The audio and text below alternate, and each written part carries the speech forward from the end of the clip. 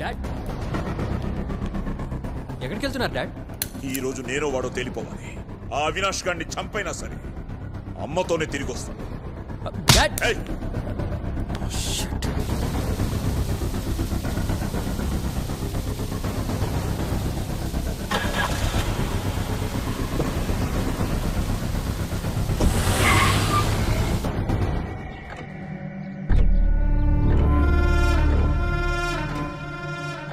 త్వరగా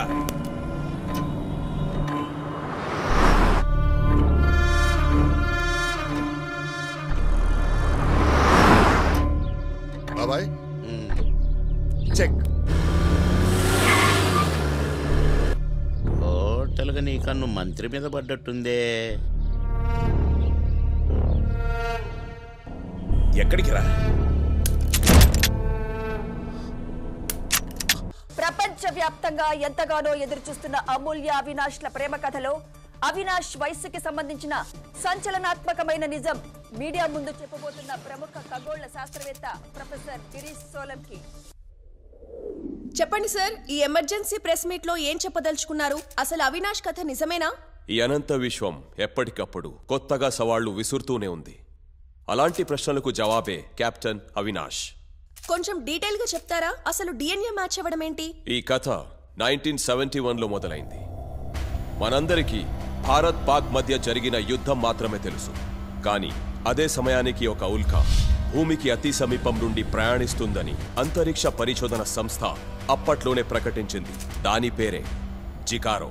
దానికి ఇతనికి సంబంధం ఏంటి సార్? ఎప్పుడైతే ఆ ఉల్కా గతి తప్పి భూమిని ఢీకొట్టిందో ఆ ఫోర్స్ లో నుండి ఒక సర్కిల్ ఏర్పడింది. ఏంటి సార్ ఆ సర్కిల్? ఆ సర్కిల్ గురించి తెలియాలంటే ముందు మనం ఇజ్రాయెల్ కి సంబంధించిన టెల్ అవీవ్ యూనివర్సిటీ గురించి వాళ్ళు చేసిన పరిశోధన గురించి తెలుసుకోవాలి. టెల్ అవీవ్ యూనివర్సిటీ, అవును, ఆక్సిజన్ ఛాంబర్ లో ఉండడం వలన యవ్వనంగా కనబడతారని recent research. How it's connected to this story? Yes, it's connected. Meteoroid భూమిని ఢీకొట్టినప్పుడు అలాంటి ఆక్సిజన్ ఛాంబర్ ఒకటి ఏర్పడింది. అదే సమయానికి అవినాష్ లోయలో పడిపోతూ ఆ ఛాంబర్ లో ఇరుక్కున్నాడు. आपका कहने का मतलब है कि 50 साल से उसी में रह गया? ఎగ్జాక్ట్లీ. మరి నీరు ఆహారం లేకుండా ఎలా సర్వైవ్ అయ్యాడు సార్? అది సాధ్యమేనా? Let me explain. మానవ శరీరంలో క్రోమోజోమ్స్ అనే వ్యవస్థని టెలోమియర్స్ కాపాడతాయి. టెలోమియర్స్ ఎంత పటిష్టంగా ఉంటే మనం అంత యవనంగా కనిపిస్తాం. ఆ టెలోమియర్ వ్యవస్థ ఎక్కువ కాలం ఆరోగ్యంగా ఉండాలంటే స్వచ్ఛమైన గాలి, కల్తీ లేని ఆహారం, ఇంకా వ్యాయామం శరీరానికి అవసరం. మీరు గమనించే ఉంటారు, ఒకే వయసులో ఉన్న ఇద్దరు వ్యక్తుల్లో ఒకరు యంగ్ గా, ఇంకొకరు ఏజ్డ్ గా కనిపిస్తారు. రెండో వ్యక్తి ఏజ్డ్ గా కనిపించడానికి కారణం అతని టెలోమియర్ క్షీణించడమే. అంటే ఆ సర్కిల్లో ఉన్న ఫ్రెష్ ఆక్సిజన్ వల్ల అవినాష్ టెలోమియర్ సిస్టమ్ స్ట్రాంగ్ గా ఉందంటారా? అందుకే అతను మనకు యవ్వనంగా కనబడుతున్నాడా? Yes, you are correct. మరి ఈ 50 years ఆ సర్కిల్ ఎక్కడుంది సార్? మీ అందరికీ తెలిసే ఉంటుంది. ఉల్కాలోని సహజ ఖనిజాల్లో ముఖ్యంగా ఆక్సిజన్, నికెల్ అండ్ ఐరన్ ఉంటాయి. ఉల్కా భూమిని ఢీకొట్టినప్పుడు ఆ ఫ్రిక్షన్ వల్ల ఒక ఆక్సిజన్ ఛాంబర్ ఏర్పడింది. అదే సమయానికి అవినాష్ అందులో పడిపోవడం, పైనుండి కొండ చర్యలు జారి పడిపోవడం వల్ల ఆ ఆక్సిజన్ ఛాంబర్ ఒక గుహ లాంటి ప్రదేశంలో ఇరుక్కుపోయింది. అందుకే ఆ ఛాంబర్ ఎవరికీ కనిపించలేదు. ఈ మధ్య జరిగిన భూప్రకంపనల వల్ల ఆ ఆక్సిజన్ ఛాంబర్ బ్రేక్ అయి అతను నేలపైన పడ్డాడు. అప్పటి వరకు అవినాష్ కోమా లాంటి స్థితిలోనే ఉన్నాడు. 50 years in coma? Is that even possible? We have to believe. General గా కోమా పేషెంట్స్ ని మనం చూస్తూ ఉంటాం.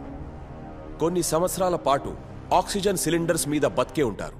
ఈ మధ్య ఇస్రాయెల్లో హైపర్ బారిక్ ఆక్సిజన్ థెరపీ ద్వారా 64 ఏళ్ల వయసు ఉన్న వాళ్లను మోనోప్లేస్ ఛాంబర్లో ఉంచి టెలోమియర్ సిస్టమ్ బాగు చేసి తిరిగి యవ్వనంగా కనపడేలా చేశారు. ఇంకా చెప్పాలంటే మైకల్ జాక్సన్ కూడా 1986లో తన కోసం హైపర్ బారిక్ ఆక్సిజన్ ఛాంబర్ చేయించుకున్నాడని ఇప్పటికీ వార్తల్లో ఉంది. You can Google it. మరి 1971లో అవినాష్ డెడ్ బాడీ రావడం, అంత్యక్రియలు జరగడం అంతా అబద్ధమంటారా? నేను పర్సనల్ గా ఆర్మీ హెడ్ క్వార్టర్స్ కి వెళ్లాను. ఆ రోజు యుద్ధం జరిగినప్పుడు అవినాష్ చేతుకున్న ఆర్మ్ బ్యాండ్ రెహమాన్ కి దొరికింది. అదే సమయంలో పైనుంచి బాంబింగ్ జరగడం వల్ల రెహమాన్ మరణించాడు. అతని చేతుకున్న ఆర్మ్ బ్యాండ్ ని చూసి అతనే అవినాష్ అనుకున్నారు అప్పట్లో.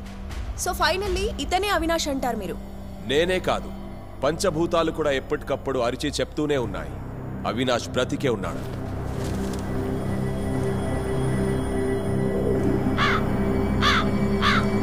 మరి ఇప్పుడు అతని పరిస్థితి ఏంటి సార్? శత్రువులతో అంత పెద్ద యుద్ధం చేసి గెలిచిన అవినాష్ సొంత మనుషులతో అంతర్యుద్ధం చేస్తూనే ఉన్నాడు. అతి కష్టంగా నమ్మిన భార్య, ఎప్పటికీ నమ్మని కొడుకు, పరాయివాడిగా చూస్తున్న ప్రపంచం, అతని యుద్ధం కొనసాగుతూనే ఉంది.